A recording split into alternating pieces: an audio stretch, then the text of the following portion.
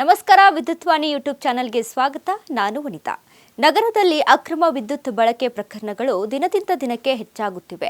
ಮಾನ್ಯ ವಕ್ಯೂಂಪೆನ್ಸಿ ಸರ್ಟಿಫಿಕೇಟ್ ಅಂದರೆ ಓಸಿ ಇಲ್ಲದ ಮನೆಗಳಿಗೆ ವಿದ್ಯುತ್ ಸಂಪರ್ಕ ಸ್ಥಗಿತಗೊಳಿಸಿದ ನಂತರ ಈ ಪರಿಸ್ಥಿತಿ ಉಂಟಾಗಿದೆ ಎಂದು ಬೆಂಗಳೂರು ವಿದ್ಯುತ್ ಸರಬರಾಜು ಕಂಪನಿ ಬೆಸ್ಕಾಂ ಅಧಿಕಾರಿಗಳು ತಿಳಿಸಿದ್ದಾರೆ.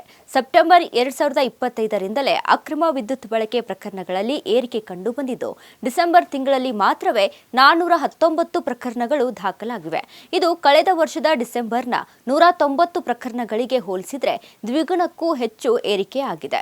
ಏಪ್ರಿಲ್ನಿಂದ ಓಸಿ ಕಡ್ಡಾಯವಾದರೂ ನಿರ್ಮಾಣ ಹಂತದಲ್ಲಿದ್ದ ಅನೇಕ ಮನೆಗಳನ್ನು ನಂತರ ವಾಸಕ್ಕೆ ಬಳಸಿಕೊಂಡಿರುವುದರಿಂದ ಅಕ್ರಮ ಸಂಪರ್ಕಗಳ ಸಂಖ್ಯೆ ಹೆಚ್ಚಾಗಿದೆ. ವಿಶೇಷವಾಗಿ ನಗರದ ಹೊರವಲಯ ಹಾಗೂ ಗ್ರಾಮೀಣ ಪ್ರದೇಶಗಳಲ್ಲಿ ಈ ಪ್ರಕರಣಗಳು ಹೆಚ್ಚಾಗಿ ಕಂಡುಬರುತ್ತಿವೆ. ಬೆಸ್ಕಾಂನ ವಿಜಿಲೆನ್ಸ್ ವಿಭಾಗದ ಪ್ರಕಾರ LT7 ವಿಭಾಗದಲ್ಲಿ ಅತಿ ಹೆಚ್ಚು ಅಕ್ರಮ ಬಳಕೆ ಪ್ರಕರಣಗಳು ದಾಖಲಾಗಿವೆ.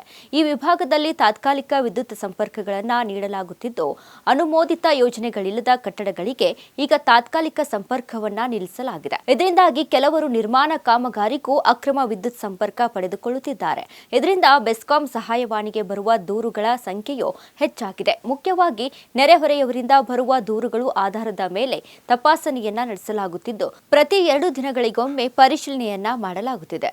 ವಿದ್ಯುತ್ ಗುತ್ತಿಗೆದಾರರ ಪ್ರಕಾರ ತಾತ್ಕಾಲಿಕ ವಿದ್ಯುತ್ ಸಂಪರ್ಕಗಳು ದೈನಂದಿನ ಬಳಕೆಗೆ ದುಬಾರಿಯಾಗಿರುವುದರಿಂದ ಹಲವರು ಅಕ್ರಮ ಲೈನ್ಗಳನ್ನು ಎಳೆಯಲು ಮುಂದಾಗುತ್ತಿದ್ದಾರೆ. ಅಕ್ರಮ ವಿದ್ಯುತ್ ಬಳಕೆಯ ವಿರುದ್ಧ ಕಠಿಣ ಕ್ರಮ ಕೈಗೊಳ್ಳುವುದಾಗಿ ಬೆಸ್ಕಾಂ ಎಚ್ಚರಿಕೆಯನ್ನ ನೀಡಿದೆ. ಇದಾಗಿತ್ತು ಇವರೆಗಿನ ಮಾಹಿತಿ. ನೋಡ್ತಾ ಇರಿ ವಿದ್ಯುತ್ವಾಣಿ ಯೂಟ್ಯೂಬ್ ಚಾನೆಲ್.